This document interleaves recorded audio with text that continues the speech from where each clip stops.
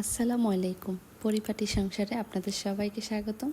যে যেখান থেকে আমার ভিডিওটি দেখছেন আশা করি সবাই ভালো আছেন। আলহামদুলিল্লাহ আমরাও ভালো আছি। কি সুন্দর দেখতে পাচ্ছেন, একটি সুন্দর সকাল, তাই না?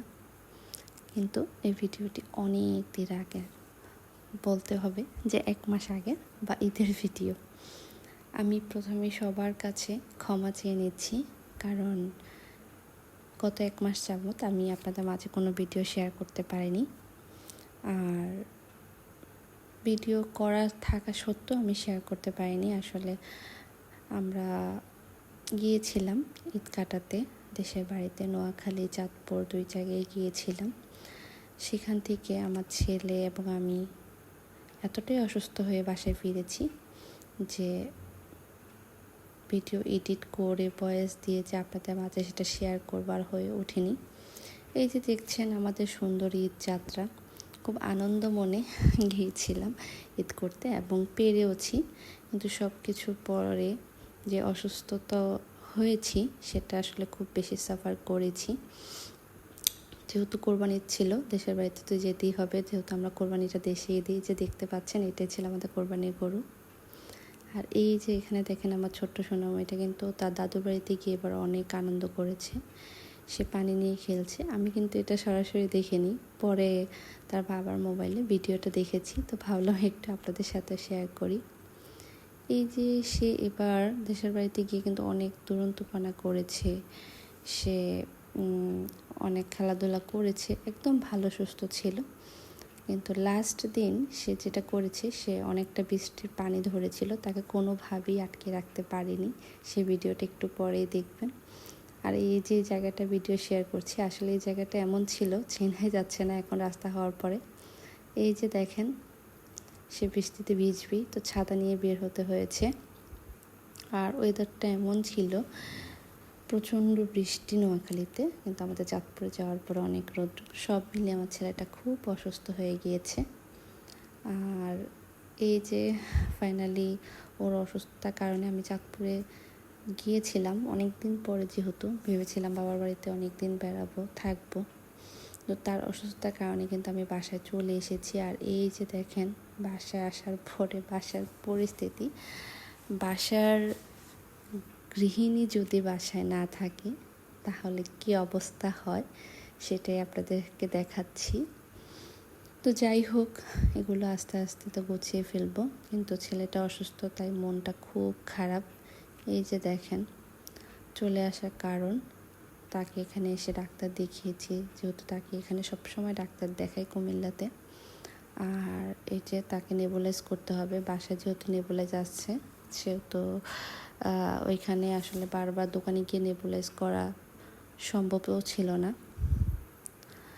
এই তো যেদিন বাসায় আসলাম সেদিন আপনাদের ভাই আবদার করলো যে সে যেহেতু কয়েকদিন আমাদেরকে ছাড়া ব্যাচেলার লাইফ কাটিয়েছে, তার খাওয়া দাওয়ার অনেক প্রবলেম হয়েছে। সে অনেক কষ্ট করে 2 দিন মেবি রান্না করেছে। আর সে তখন বুঝতে পেরেছে যে রান্না করার কষ্টটা কত। তো আমাকে বলল যে আজকে তুমি আমাকে বিরিয়ানি করে খাওয়াও, যেহেতু আজকে বাসায় আসলে প্লাস হচ্ছে ওই দিন বৃষ্টিও ছিল খুব। তো ভাবলাম বাসায় খাসির মাংস ছিল, তার জন্য একটু ভালোভাবে বিরিয়ানি করি। এখান দিয়ে ছেলেটাও অসুস্থ, তো সে তার বাবার কাছে একটু অনেক দিন পরে বাবাকে পেয়ে বাবার কাছে আছে, এ ফাঁকে আমি একটু রান্নাটা সেরে নিয়েছি। তো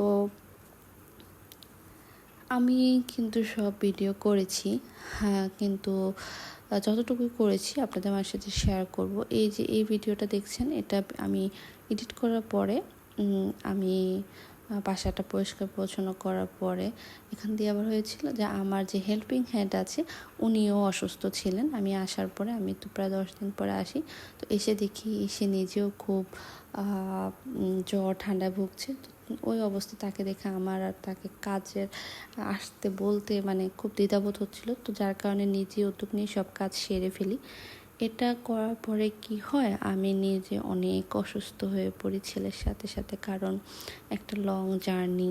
তারপরে আমার শ্বশুরবাড়িতে গিয়ে কিন্তু আমাকে সব সামাল দিতে হয়েছে, কারণ আমার বড় যে যারা আছে ওনারা কিন্তু ঈদের একটা দিন পরেই এসেছে। তো কাজ তো আমি এখান দিয়ে সেরেছি তাকে নিয়ে, এর মধ্যে আমাদের চাঁদপুরে গিয়েছি, ওইখানেও ধরেন টুকটাক স্বাভাবিক বাবার বাড়ি বললে যে শুধু কাজ করতে হয় না এরকম না, অন্তত ছেলের জন্য হলেও করতে হয়।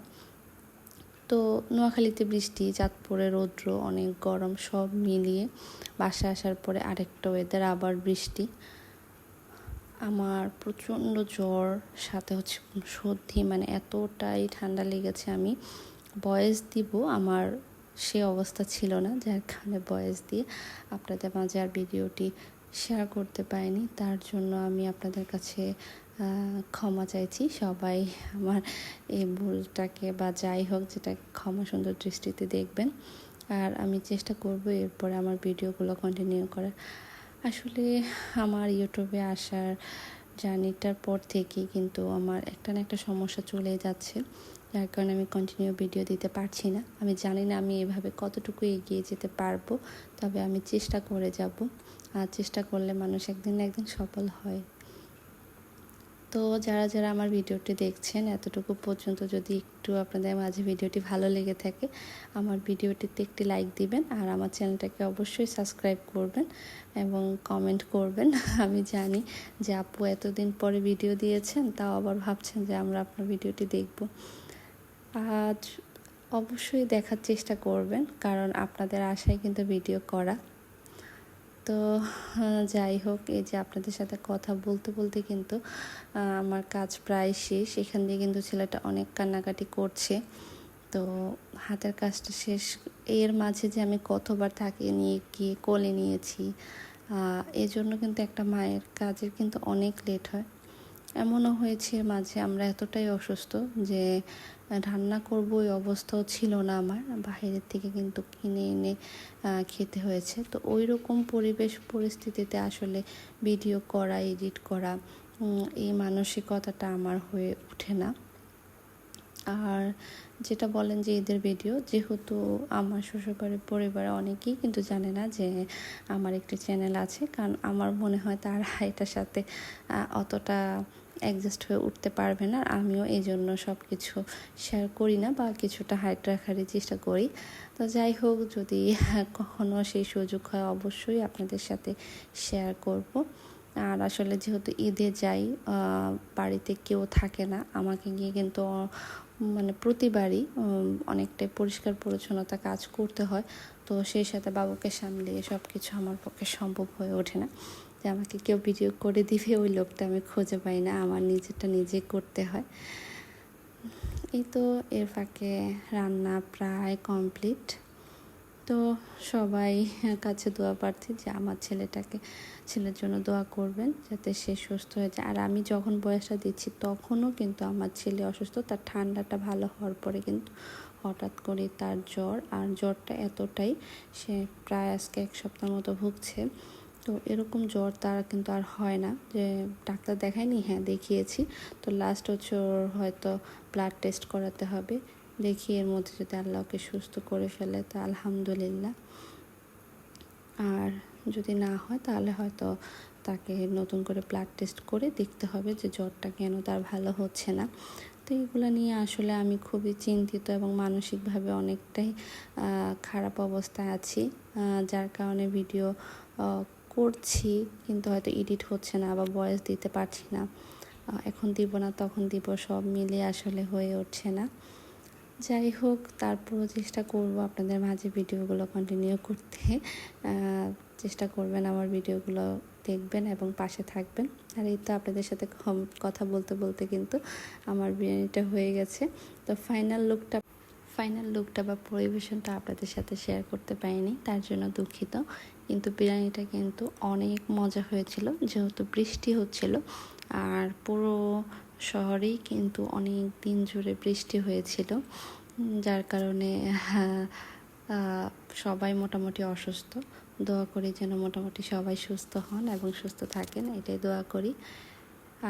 আর এই যে লাস্ট পর্যায়ে আমি নামানোর আগে দিয়ে বিরিয়ানিটাতে একটু ঘি দিয়ে নিচ্ছি। এই তো ফাইনালি আমার বিরিয়ানিটা রান্না করা শেষ। তো সবাই ভালো থাকবেন, সুস্থ থাকবেন। আল্লাহ হাফিজ, আসসালামু আলাইকুম।